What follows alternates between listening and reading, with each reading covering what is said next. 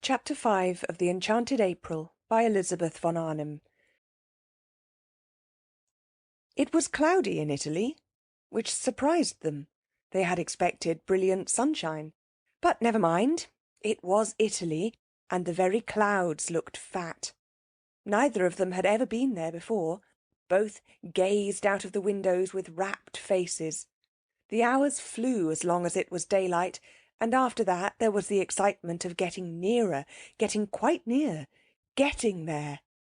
At Genoa it had begun to rain. Genoa! Imagine actually being at Genoa, seeing its name written up in the station just like any other name. At Nervi it was pouring, and when at last towards midnight, for again the train was late, they got to Mezzago, the rain was coming down in what seemed solid sheets. But it was Italy. Nothing it did could be bad. The very rain was different. Straight rain, falling properly onto one's umbrella, not that violently blowing English stuff that got in everywhere. And it did leave off, and when it did, behold, the earth would be strewn with roses. Mr. Briggs, San Salvatore's owner, had said, "You get out at Mezzago, and then you drive." But he had forgotten what he amply knew, that trains in Italy are sometimes late, and he had imagined his tenants arriving at Mezzago at 8 o'clock, and finding a string of flies to choose from. The train was 4 hours late, and when Mrs. Arbuthnot and Mrs. Wilkins scrambled down the ladder-like high steps of their carriage into the black downpour, their skirts sweeping off great pools of sooty wet because their hands were full of suitcases, if it had not been for the vigilance of Domenico, the gardener at San Salvatore, they would have found nothing for them to drive in. All ordinary flies had long since gone home.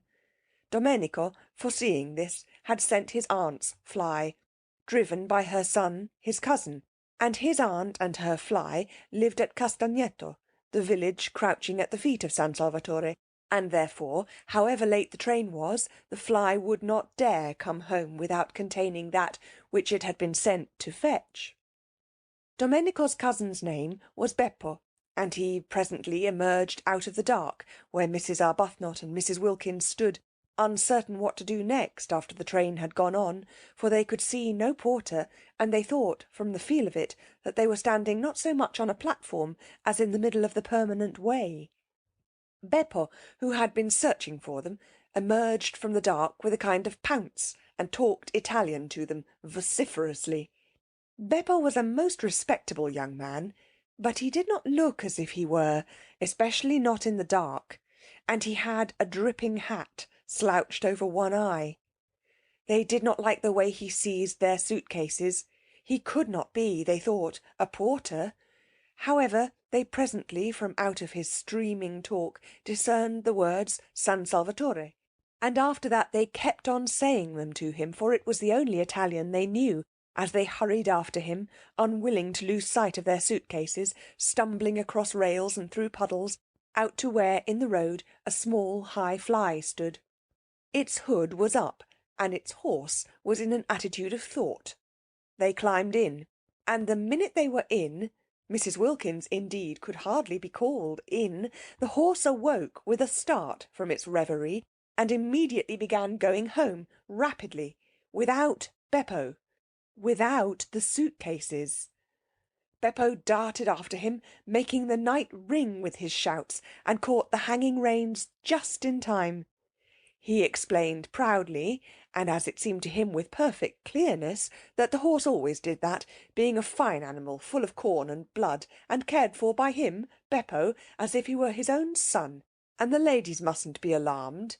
He had noticed they were clutching each other. But clear and loud and profuse of words though he was, they only looked at him blankly. He went on talking, however, while he piled the suitcases up around them, sure that sooner or later they must understand him, especially as he was careful to talk very loud and illustrate everything he said with the simplest elucidatory gestures. But they both continued only to look at him. They both, he noticed sympathetically, had white faces, fatigued faces, and they both had big eyes, fatigued eyes. They were beautiful ladies, he thought, and their eyes, looking at him over the tops of their suitcases, watching his every movement — there were no trunks, only numbers of suitcases — were like the eyes of the Mother of God. The only thing the ladies said, and they repeated it at regular intervals, even after they had started, gently prodding him as he sat on his box to call his attention to it, was "San Salvatore?" And each time he answered vociferously, encouragingly, "Si, si, San Salvatore." "We don't know, of course, if he's taking us there," said Mrs. Arbuthnot at last, in a low voice, after they had been driving, as it seemed to them, a long while, and had got off the paving stones of the sleep-shrouded town, and were out on a winding road, with what they could just see was a low wall on their left, beyond which was a great black emptiness and the sound of the sea. On their right was something close and steep and high and black. Rocks, they whispered to each other. Huge rocks. They felt very uncomfortable. It was so late. It was so dark. The road was so lonely. Suppose a wheel came off? Suppose they met fascisti, or the opposite of fascisti? How sorry they were now that they had not slept at Genoa and come on the next morning in daylight. "But that would have been the 1st of April," said Mrs. Wilkins in a low voice. "It is that now," said Mrs. Arbuthnot beneath her breath. "So it is," murmured Mrs. Wilkins. They were silent. Beppo turned round on his box, a disquieting habit already noticed, for surely his horse ought to be carefully watched, and again addressed them with what he was convinced was lucidity, no patois, and the clearest explanatory movements. How much they wished their mothers had made them learn Italian when they were little.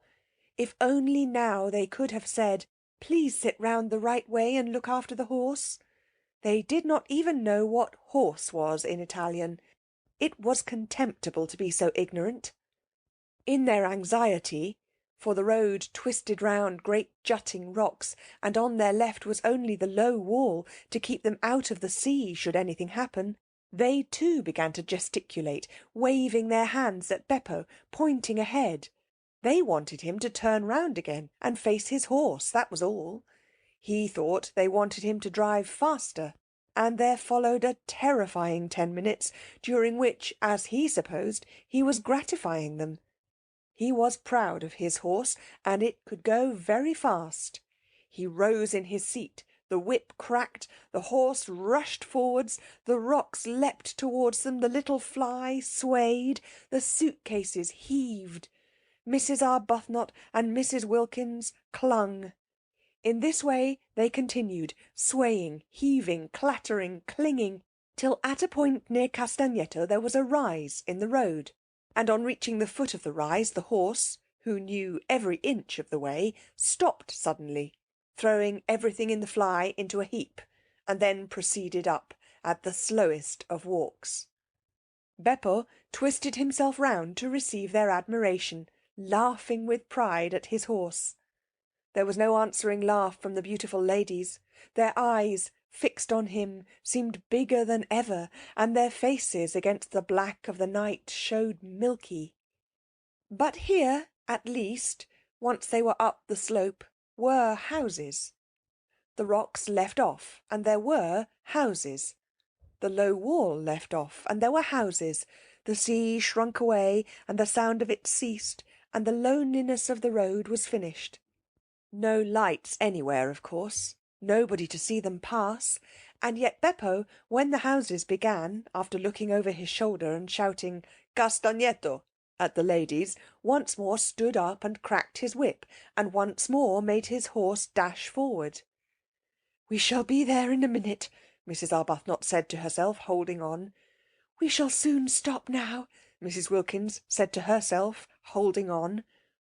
They said nothing aloud, because nothing would have been heard above the whip cracking and the wheel clattering and the boisterous inciting noises Beppo was making to his horse.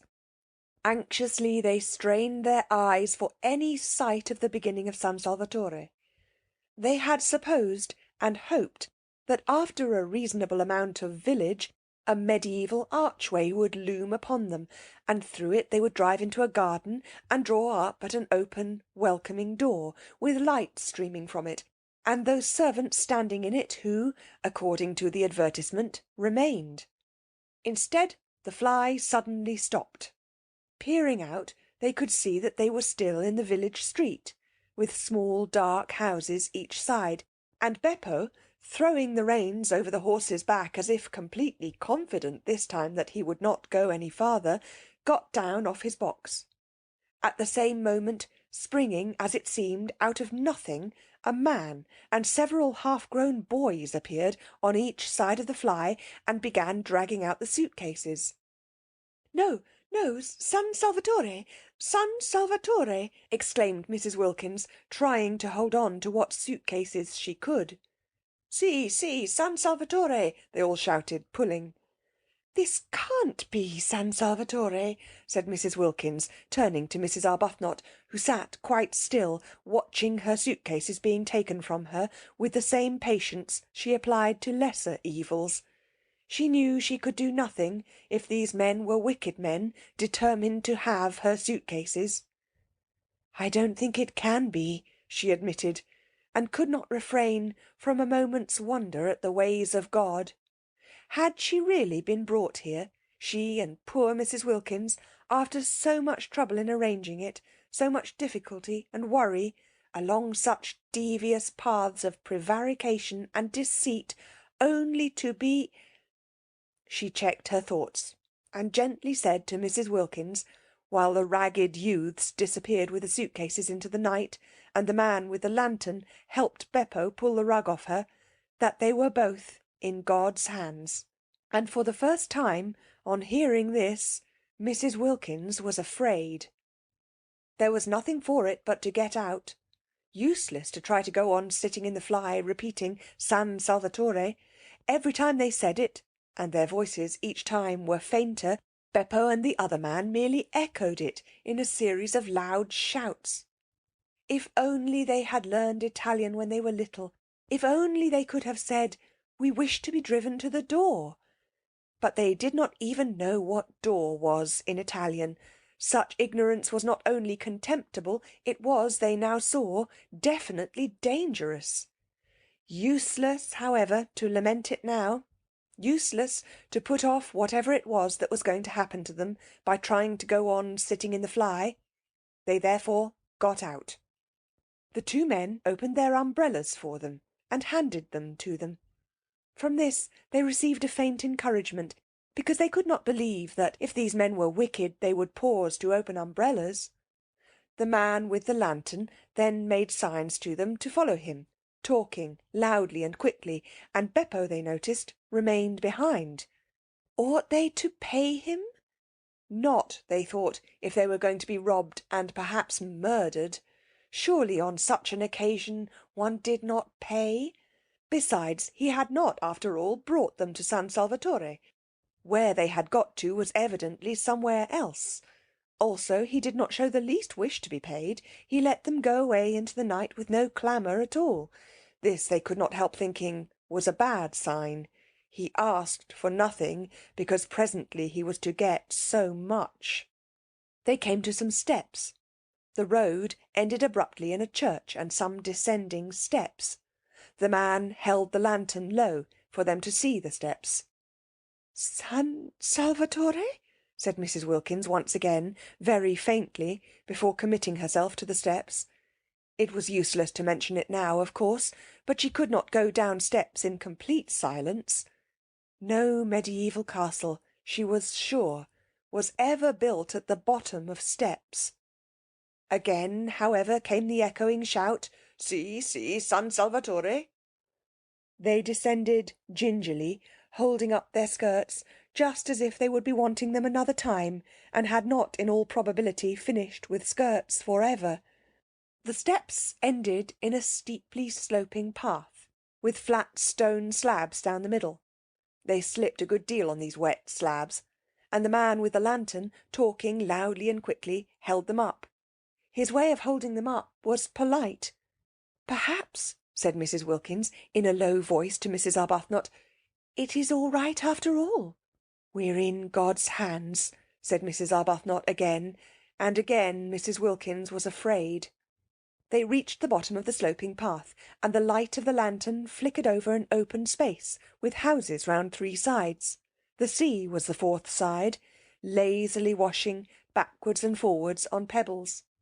"San Salvatore," said the man, pointing with his lantern to a black mass curved around the water like an arm flung about it. They strained their eyes. They saw the black mass, and on the top of it a light. "San Salvatore?" they both repeated incredulously, for where were the suitcases, and why had they been forced to get out of the fly? "Si, si, San Salvatore." They went along what seemed to be a quay right on the edge of the water. There was not even a low wall here, nothing to prevent the man with the lantern tipping them in if he wanted to. He did not, however, tip them in.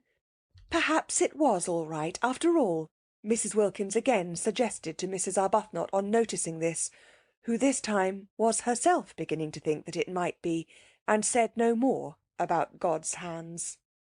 The flicker of the lantern danced along, reflected in the wet pavement of the quay. Out to the left, in the darkness and evidently at the end of a jetty, was a red light. They came to an archway with a heavy iron gate. The man with the lantern pushed the gate open. This time they went up steps instead of down, and at the top of them was a little path that wound upwards among flowers.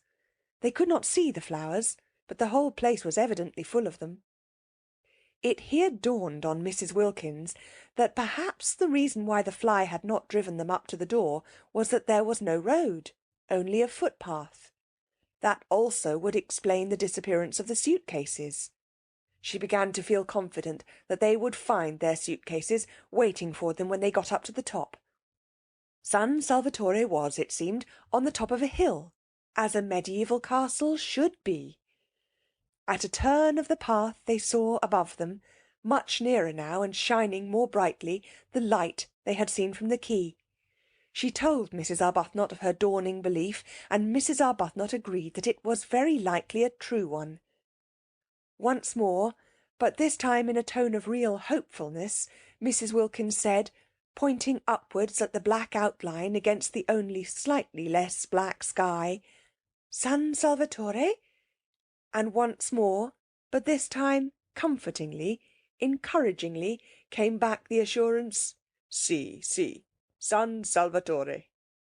They crossed a little bridge over what was apparently a ravine, and then came a flat bit with long grass at the sides and more flowers.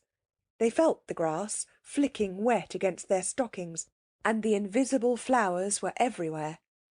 Then up again through trees, along a zigzag path, with the smell all the way of the flowers they could not see. The warm rain was bringing out all the sweetness.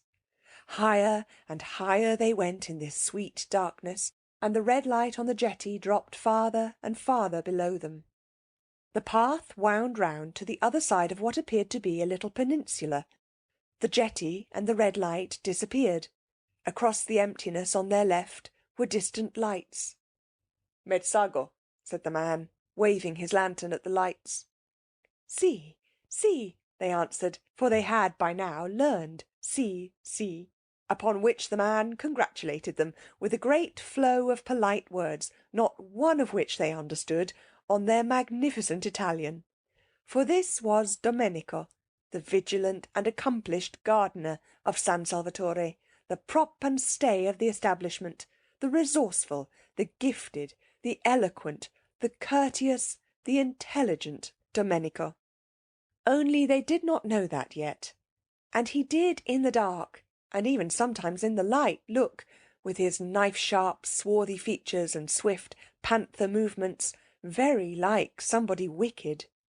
They passed along another flat bit of path, with a black shape like a high wall towering above them on their right, and then the path went up again under trellises, and trailing sprays of scented things caught at them and shook raindrops on them, and the light of the lantern flickered over lilies, and then came a flight of ancient steps worn with centuries, and then another iron gate, and then they were inside, though still climbing a twisting flight of stone steps with old walls on either side like the walls of dungeons, and with a vaulted roof.